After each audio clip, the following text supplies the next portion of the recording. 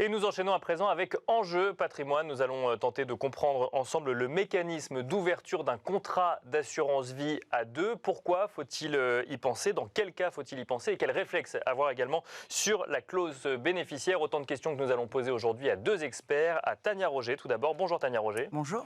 Vous êtes directrice de l'ingénierie patrimoniale et financière chez Alliance France. Bienvenue sur le plateau de Smart Patrimoine. Nous allons poser les questions également à Thibaut Cassagne. Bonjour Thibaut Cassagne. Bonjour Nicolas. Vous êtes ingénieur patrimonial au sein de la financière de l'Échiquier. Bienvenue également sur le plateau de Smart Patrimoine. On va commencer avec vous, Tania Roger. Alors l'assurance vie, le contrat d'assurance vie est un des contrats d'épargne le plus connu, d'épargne d'ailleurs ou de succession, tout dépend comment on l'utilise, mais le plus connu en France.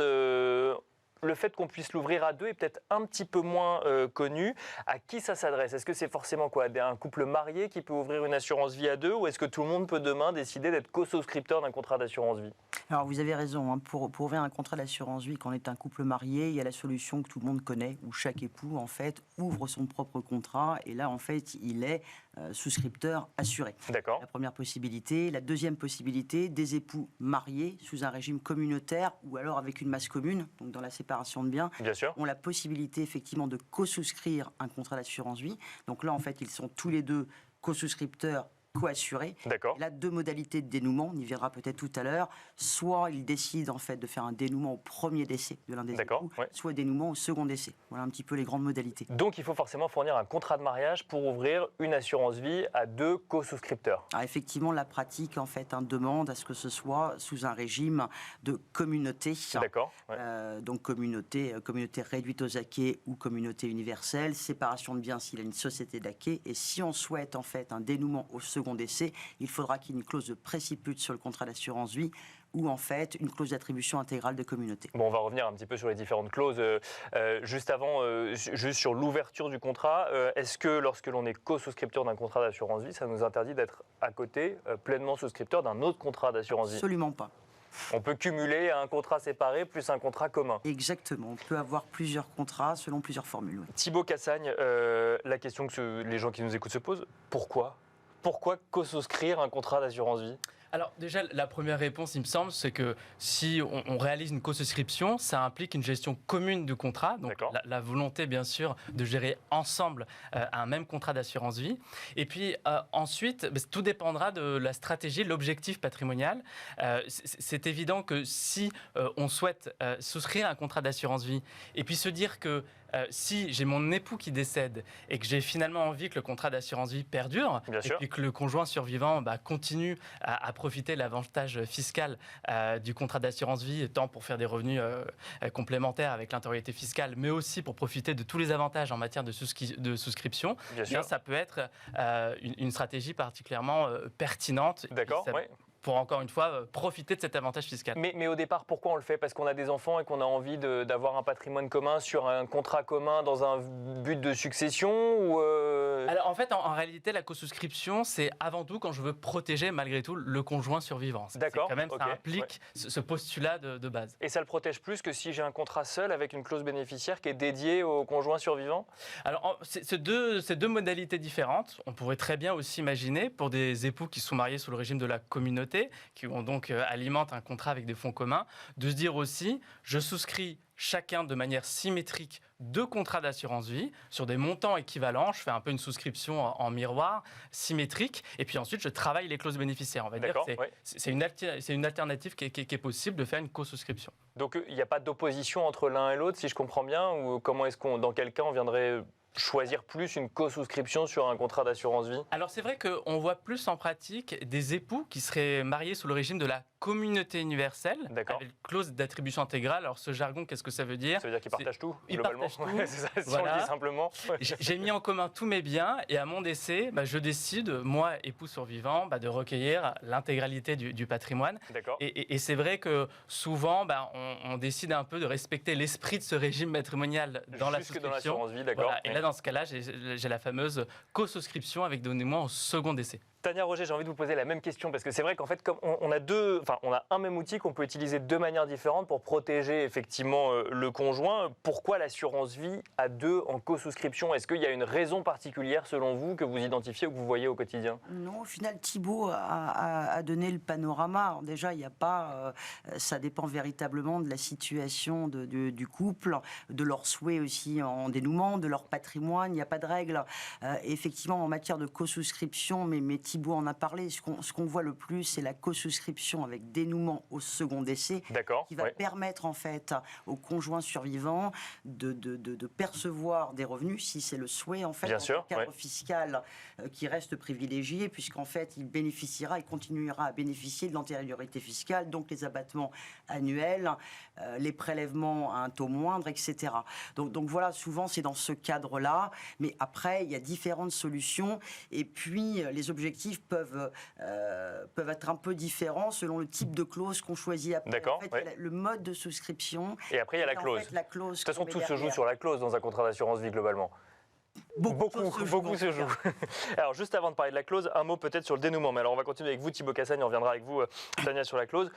Premier ou second décès, qu'est-ce qui se passe s'il y a un dénouement au premier décès? C'est-à-dire qu'on ferme le contrat d'assurance vie? Exactement. Si j'ai un dénouement au premier décès, le contrat se clôture et les capitaux vont profiter aux bénéficiaires désignés. D'accord. Et petite parenthèse, ce sera la fiscalité qui sera applicable, dépendra de la fiscalité de la personne qui a entraîné la clôture du contrat. Oui.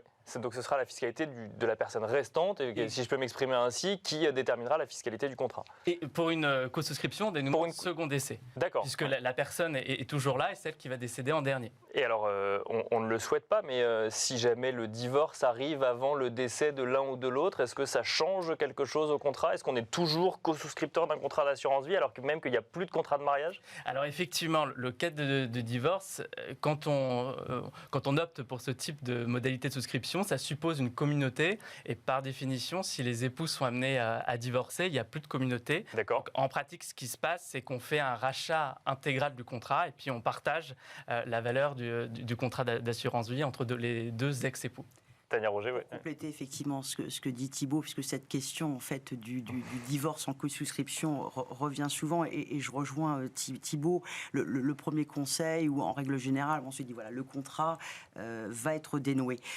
L'une des raisons pour lesquelles aussi on pousse au dénouement du contrat, c'est tout simplement pour le risque aussi de novation du contrat qui pourrait entraîner une perte de l'antériorité fiscale. Alors, risque de novation pour ceux qui nous écoutent? Novation, on va dire, parce qu'on part d'un contrat qui est co-souscrit, et en fait, on passe ensuite au décès sur un contrat avec un seul souscripteur. Bien sûr, on change au final les modalités du contrat.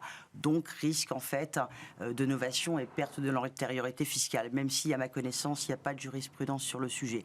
Alors, après, si le client insiste ou si on a un jugement en fait qui attribue le contrat d'assurance vie à l'un des époux, potentiellement, on peut effectivement passer sur une souscription simple, mais au premier abord, c'est pas ce qu'on préconise, effectivement. Voilà, et puis si je peux me permettre juste pour compléter les propos, c'est vrai qu'une co-souscription, ça implique aussi une gestion commune de contrat. Donc, ce qui veut dire, dans les faits, il faut normalement une co-signature. D'accord, exactement, deux signatures. Pour savoir si on fait du fonds en euros, si on fait si on va sur de l'unité de compte, si on fait du fonds immobilier, à chaque fois, il faut que les deux soient d'accord. Exactement.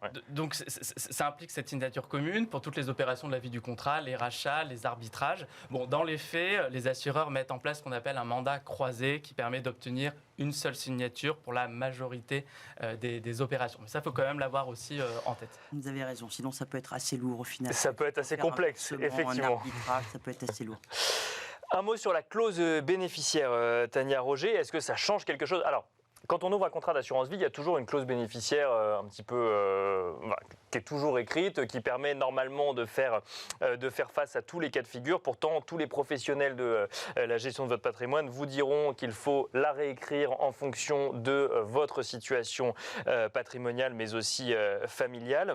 Dans le cas d'une assurance vie en co-souscription, comment aborder le sujet de la clause bénéficiaire?